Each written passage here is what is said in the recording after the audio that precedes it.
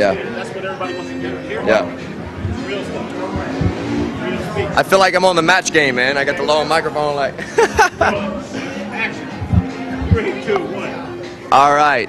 So Old School TV has asked me to speak about the reason I'm still in Las Vegas right now, and I'm more than willing to speak about it, especially on camera. And if anyone sees this, if one person sees this, then hopefully it'll make an impact. I came down here to Las Vegas pretty much to bring my guitar, to spread love like I do down on the streets of New Orleans and in the venues. I've played some of the biggest stages in our country, guys. I've played the Dallas House of Blues main stage, Chicago House of Blues main stage. I've been doing this for a while, so I stand on the street on Fremont Street on November the 5th, 2012, and decide to play for the first time in Las Vegas. As I'm playing there, I meet some newfound friends that are playing alongside me, and they had informed me that they were harassed earlier in the day on Fremont Street, downtown Las Vegas again. And long story short, as I'm sitting there and beginning to play with them, here come the security guards. His name, I'll say it, was Garnett Stevens. The security guard approached me. He was about 3.5 times my size. He was an African-American gentleman. He approached me. Approached my friends and said, "What did I tell you guys?" Now, he didn't say what he had told them. He said, "What did I tell you guys?"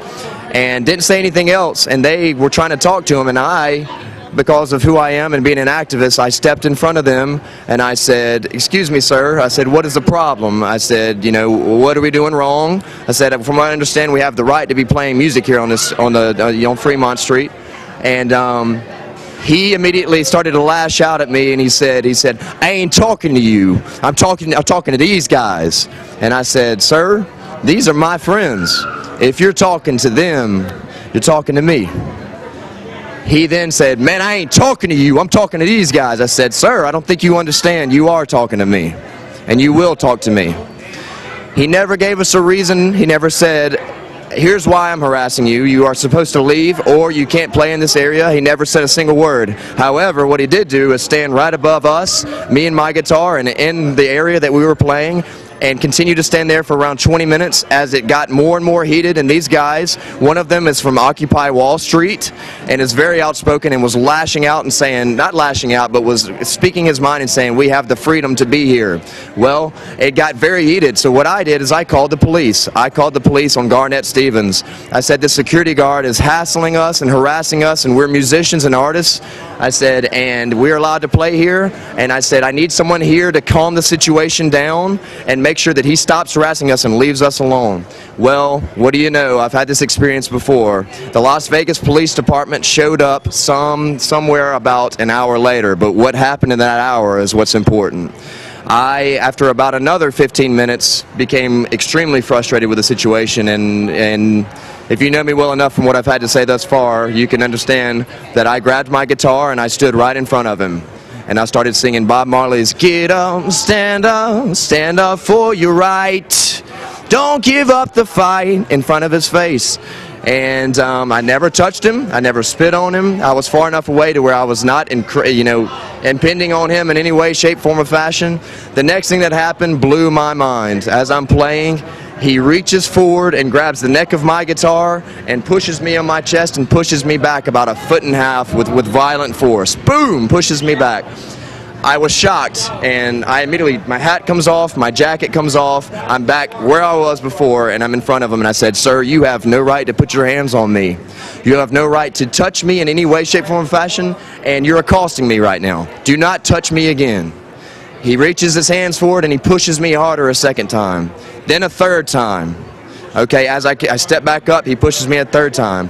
And then I said, "Sir," I put my hands up like this after about 4 pushes in front of him, my hands up in peace, right in front of him. I said, "I have not touched you. I have not done a single thing. You have no right to put your hands on me." I said, "I am trained in martial arts and self-defense. Do not touch me again." He pushed me again, and I gave him one last chance. He pushed me again, guys, and then his hands come onto me about the 5th or 6th time, and before they left my chest, my fist was across his face. I hit him with I hit him as hard as I could across his face in self-defense, because this man was 3.5 times my size, and he was violently attacking me, guys. Well, the next thing that happens, I hit him, and I back off like Ali, and I look to the left, and I look to the right, and I'm surrounded by the security guards from Fremont Street on all angles, and they're coming at me. And I see the biggest can of pepper spray coming at me. I hit the floor in peace and giving up and, you know, saying I'm done. I ball up into a ball and close my eyes, and they emptied an entire can of pepper spray onto me. By the way, you're only supposed to use that in 2-second blocks. If you do not, you can actually kill someone. You can put them, or at least do severe bodily harm to somebody. Well, they emptied the whole can on me. I end up being, the police arrive about 15 minutes later. And the next thing that happened is the most interesting. Despite 6 and 7 eyewitness testimonies that were on my side and saying this guy is innocent, he was self-defense, justifiable force against this security guard, you need to arrest the security guard. And despite one man saying I have a videotape of every single thing that happened, the police officer said I don't want to see the videotape and I don't care what you have to say. He picked me up. The guy's citizens arrested me. He picked me up, put me in the car. I was locked in isolation and in the hole in the Las Vegas jail for 31 days. Here I am, a free man, only 2 days later. That is the current state in Las Vegas, and it's getting worse in every major city in America. And what I can say, just simply to sum it up, is this: if we do not start to speak out against it and take a stand against what is referred to as the police state in America, where they have powers that they should not have. Their role is simple, and they took an oath to protect and to serve. Now they are focusing and thinking they have the power, since 9/11 especially, they think they have the power to harass, to scare, and this is worst of all, fear monger. Okay? We have to begin to speak out before it turns to worse things. We must speak out against this, and these videotapes must be on the national media. That being said, I could say so much more. That's the story, and it's real, and it's true, and I will be giving this man the actual videotape of what happened. I want to, at this point, I want to speak about Old School TV. I want to thank them for the opportunity to be holding a microphone and speaking truth, and speaking from the heart, and filming this and putting this somewhere where there's access to it and people might just become interested in what's really happening in our United States of America. Are we united? Yeah.